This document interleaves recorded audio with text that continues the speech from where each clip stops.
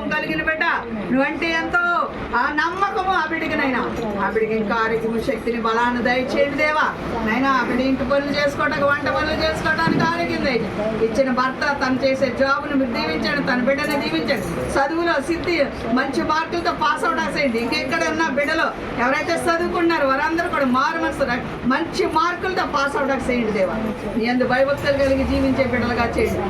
జ్యోతి పుట్టినరోజు జరుపుకున్నారు, అనేకమైన పుట్టినరోజులు, సంవత్సరం అంతా నీ దయా కిరీటము ఆ బిడ్డకి ధరింపజేసి నైనా సంవత్సరం అంతా కూడా నైనా ఆ బిడ్డ ఆరోగ్యకరంగా ఉంటాకి సాయం. వ్యాపార పనులు మీ తోడుగా ఉండండి. అనుషను దీవించండి, ఆశీర్వదించండి. అనుషకు ఆరోగ్యం తెచ్చండి.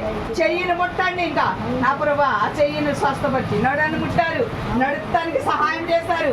ఇంకా సంపూర్ణ శక్తిని, బలాన్ని దయచేయండి. తనకిచ్చిన తల్లి, వాళ్ళ అక్క, మా బిడ్డగా పరిసరం చేస్తున్న వారందరూ కూడా ఆరోగ్యం దయచేయండి.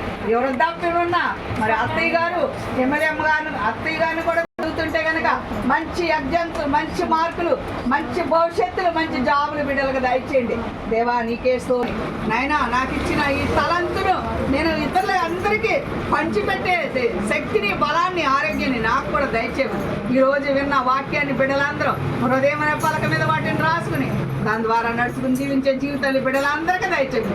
ఎవరైతే అప్పుల బాధల్లో ఉన్నారు, ఎవరైతే అనారోగ్యంలో ఉన్నారు, ఎవరైతే చెప్పుకోలేని సమస్యలతో ఉన్నారు, వారందరూ కూడా మీరు జ్ఞాపకం చేసుకొని నేను ప్రతి ఒక్క బిడ్డ అవసరతలను నీ నామంలో తీర్చమని, ఈ సంఘం ఇంకా అభివృద్ధి పొందించమని యేసుక్రీస్తు నామంలో ఇప్పుడు బియ్యం తెచ్చిన బిడ్డలు, భీమ రూపంగా తెచ్చిన బిడ్డలు దీవించి ఆదును. భీమ ఎప్పుడు లోటు లేకుండా వారికి సమృద్ధిని దయచేయండి.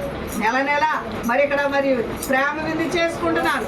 అందులో ప్రతి ఒక్క బిడ్డ పాల్పొందుకుని సహకారులుగా ఉండి నాయన